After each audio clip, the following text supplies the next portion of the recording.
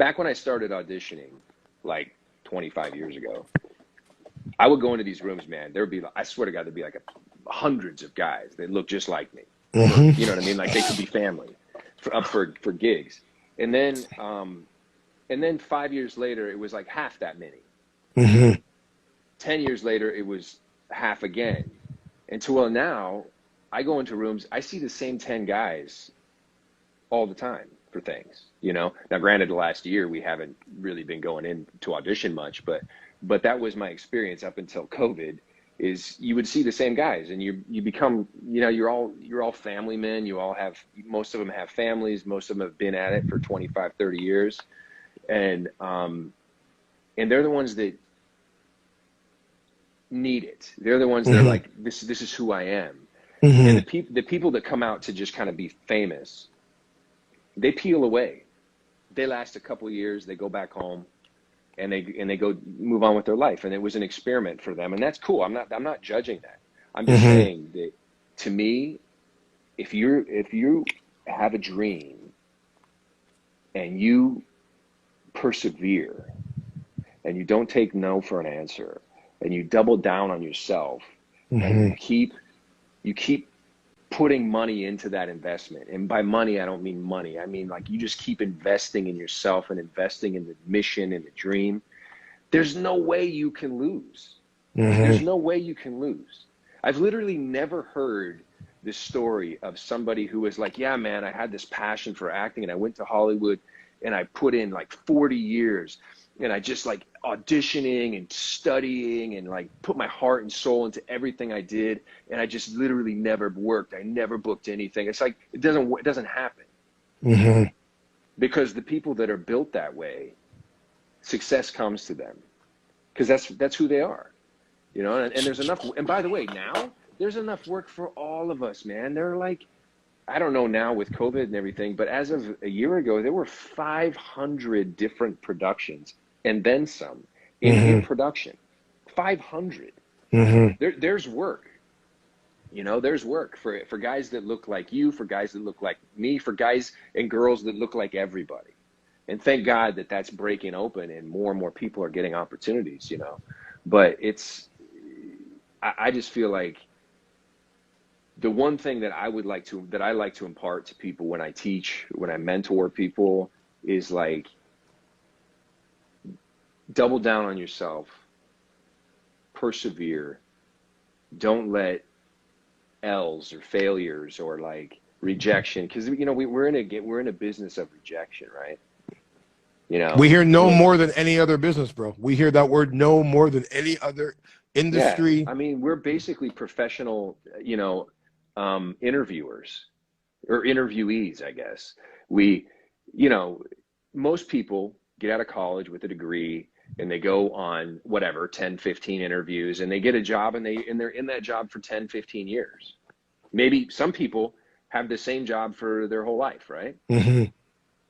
We're in a business where we've auditioned probably, I mean, what, 1,000 times? 1,000? Yeah. Maybe more. And if you're lucky, you get what, like 3% of those? Maybe, probably not even that. You know? How have you adjusted, like, obviously from before doing the in-person editions to now the self-tape? That's like more in the Zoom auditions, like.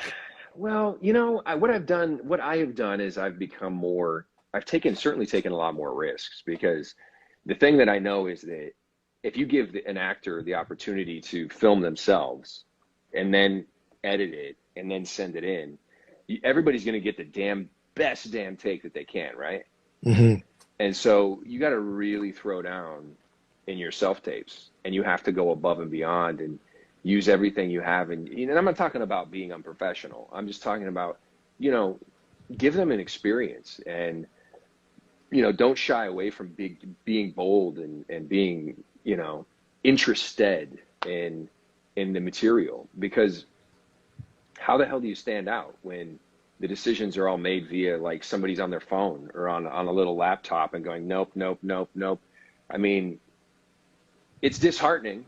It's disheartening a lot of times, because sometimes you'll do like 10 self tapes and you won't hear anything. Not even from your agent or manager. You just don't hear anything. It's just So silence. what keeps you going when you don't hear that? Like when you get that silence, like what? Because I know obviously, certain people, like, as you said, like the business is not built for everybody, and people, Yeah. they burn out. What has kept you going for this time? Man, I'm such a dreamer. I'm such a dreamer that it's like, I have it's not an addiction. That's because I don't have an addictive personality, but it's, it's like every time there's an audition in Mm-hmm. front of me, it's like a scratcher. It's like a lottery ticket, right? Like you might win. Chances are you're not going to. Odds in terms of the odds. But in your mind, you're like, hey man, I'm still gonna, if I gave you a lottery ticket, are you not gonna scratch it? I'm not talking about like the big Powerball. I'm talking about the ones that you scratch. Mm-hmm. Who the fuck is gonna look at it and go like, eh? True. I love the You know what I scratchy mean? ones better. Yeah. Yeah. Or scratch off, or like a shitty audition would be, you just kind of scratch off half of it and you go like, eh.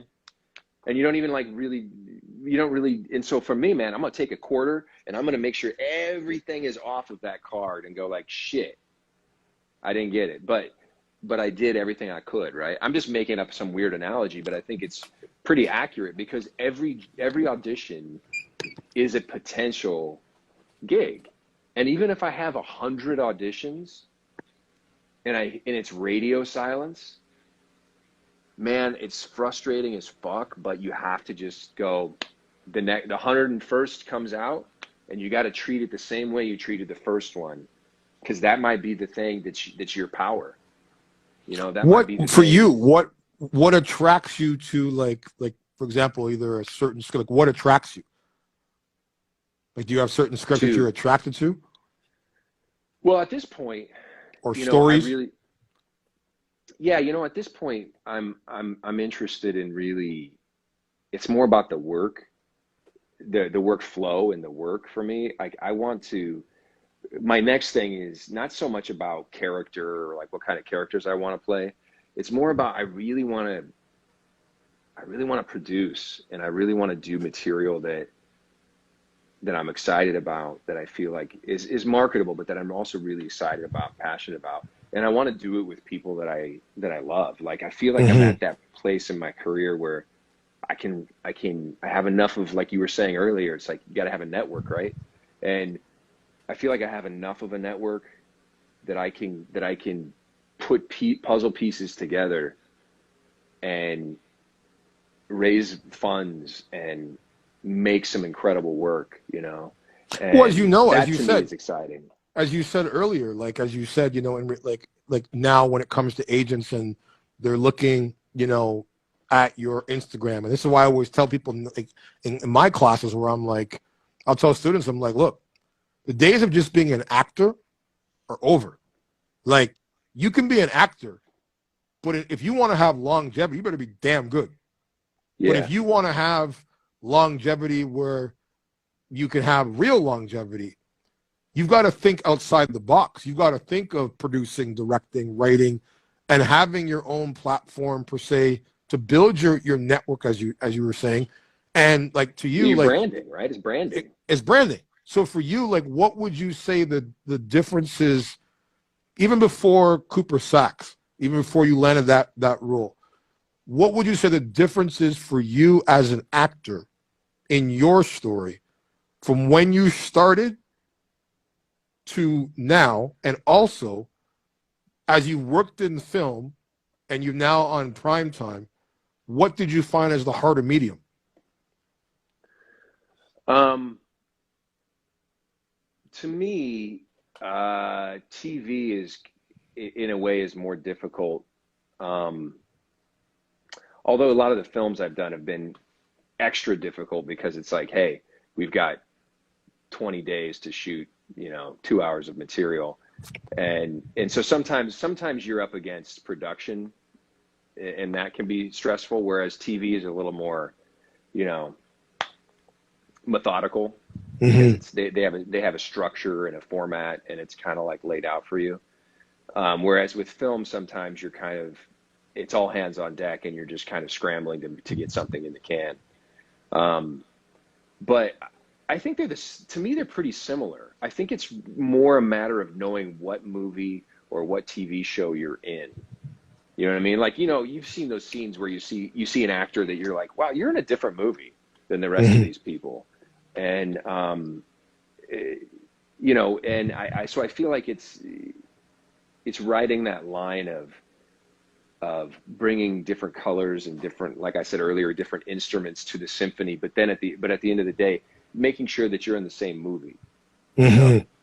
Mm-hmm. And I think that's really important. I think that's really important.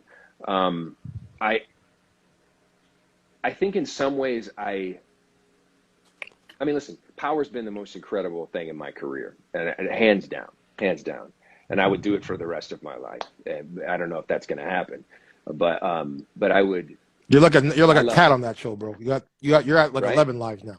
I know, but I am excited about the future because I do feel like there are going to be some exciting opportunities for me to branch out, to play some different characters, some stuff that. And the other thing that's interesting is like I'm so not like Cooper Sachs in my That's what I was life. going to ask you. What would you say the difference is between Shane Johnson and Cooper Sachs if they were to meet in the bar? Well, the similarity is that I try to like bring humor and kind of try to look at things a little bit askew in my life. Like that's just who I am. But I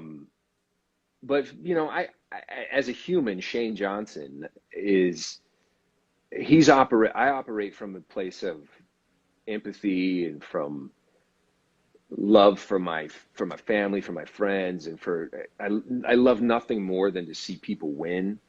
And a Cooper Sachs is more of a how do I get ahead? How do I make my family like me? How do I get the accolades? He's just kind of a bit more strategic and cutthroat and willing to bend his ethics in order Mm-hmm. to accomplish his goal. Shane is not. And I also think that Cooper is somebody that kind of has a bit of a solitary existence. He's kind of created a world where he's alone in a lot of ways. And Shane is like surrounded by love and by great people. Um, I will say, going back to something I think that's important is for those of us that are a little older, like Mm-hmm. I'm 45. So for those of us that are a little older, and are artists or in this business, it's so important that we just suck it up and figure out Instagram and figure out whatever it is that we need to figure out so that we can be, because a lot of people resist it. They're like, well, I don't need to do that shit. I don't need. And it's like, dude, that's where we're headed. I hate Because it, but I was forced to. I mean, literally, I hate social media, but we have to because it's part of the game. Unfortunately, it can be toxic. It can be it very can very be toxic. toxic and very time consuming. Yeah. I over the years I've limited my use to it, but it's a vessel. It's part of the vessel now of the business. So like for you, like obviously, you being a family man, your wife obviously being in the business as well. Yeah. How Keely's the have best, you man. guys been able to balance both? Because again, you see so many people that are in this industry where you got two people in the same game, and usually those relationships don't last very long. Right. Because it's a constant chase of not being seeing each other. So how for you have you guys been able to sustain such a beautiful relationship, a beautiful family, and maintain, and especially for other actors that are starting off on their journey and they're in a relationship and the sacrifice, what advice would you give them and how have you made it work? Well, that's a great question, man. I think that's really important in this industry, in particular in this industry. For me, the magic has been this.